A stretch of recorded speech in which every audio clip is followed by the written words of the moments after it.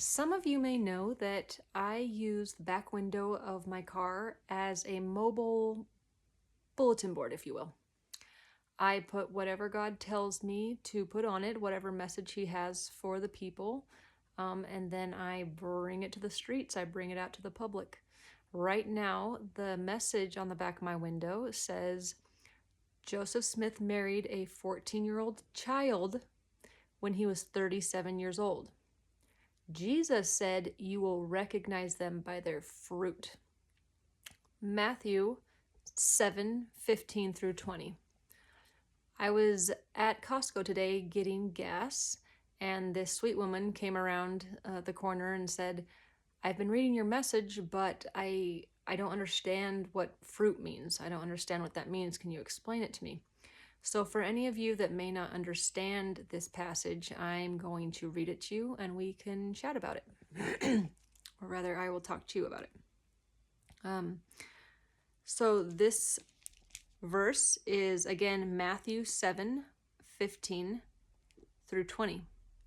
A tree and its fruit. Beware of false prophets who come to you in sheep's clothing, but are inwardly ravenous wolves. You will recognize them by their fruits. Are grapes gathered from thorn bushes or figs from thistles? So every healthy tree bears good fruit, but the diseased tree bears bad fruit. A healthy tree cannot bear bad fruit, nor can a diseased tree bear good fruit. Every tree that does not bear good fruit is cut down and thrown into the fire. Thus you will recognize them by their fruits. So, God is saying that we are the trees, and the things that we do, our actions and choices that we make, show whether we are producing good fruit or bad fruit, whether we are a good tree, whether we are a bad tree, whether we are listening to God or listening to the devil. Okay? So essentially, by this being attached to Joseph Smith and marrying this 14-year-old child when he is 37, which he absolutely did. Her name is Helen Mar Kimball. We live in a time of information. It is so easy to look up, and it is not difficult to hold on to the truth of historical documentation for 195 years. So, yes, he did absolutely marry a child, and this was also where he was already married.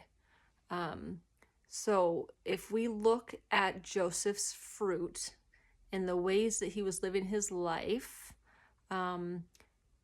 being that he is a pedophile, that he's a pervert, that he claimed that he just had to sleep with all these young girls.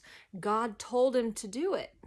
He just had to have sex with all of these young girls. God told him to. Well, you can't come in and claim that God told you to do something called polygamy when what you're doing is trying to redefine what God already called committing adultery. And that's in the 10 Commandments. God doesn't change. He's never, ever going to contradict what he has already previously revealed. Not ever.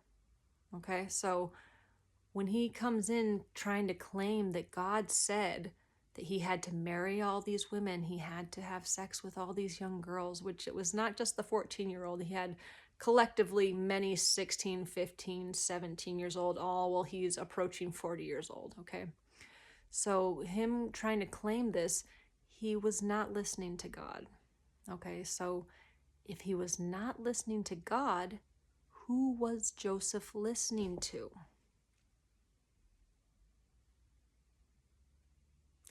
Well, we have the answer to that in the Bible.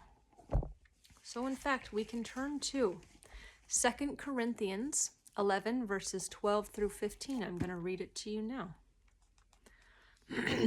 And what I am doing, I will continue to do in order to undermine the claim of those who would like to claim that in their boasted mission, they work on the same terms as we do.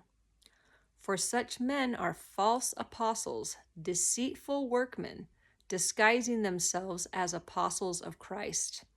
And no wonder, for even Satan disguises himself as an angel of light. So it's no surprise if his servants also disguise themselves as servants of righteousness. Their end will correspond to their deeds. Who was it that Joseph Smith was hearing from? Whom was it that he was listening to? He was listening to the devil disguised as an angel of light. He came preaching a gospel contrary to the God of the Bible.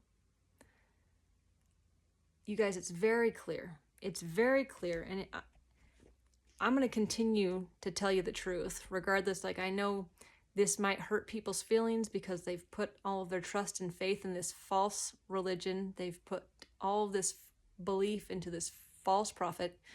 Christians are not LDS Mormon because we know that Joseph Smith is a false prophet. We know this because the God of the Bible told us how to test for who is a true prophet of God, and Joseph failed each and every one of them. Go read Deuteronomy 13, 1 through 3, Deuteronomy 18, 20 through 22, and again, where Jesus is speaking, Matthew 7, 15 through 20. These were all tests of how to test for who was a true prophet of God, that God gave to us to test these people to make sure that we were not fooled and led astray. It's all been warned about people like Joseph Smith and Muhammad of Islam. All of it is in here.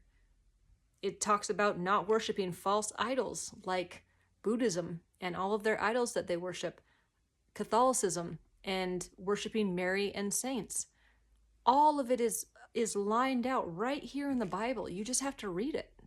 It will tell you. Okay? I love you.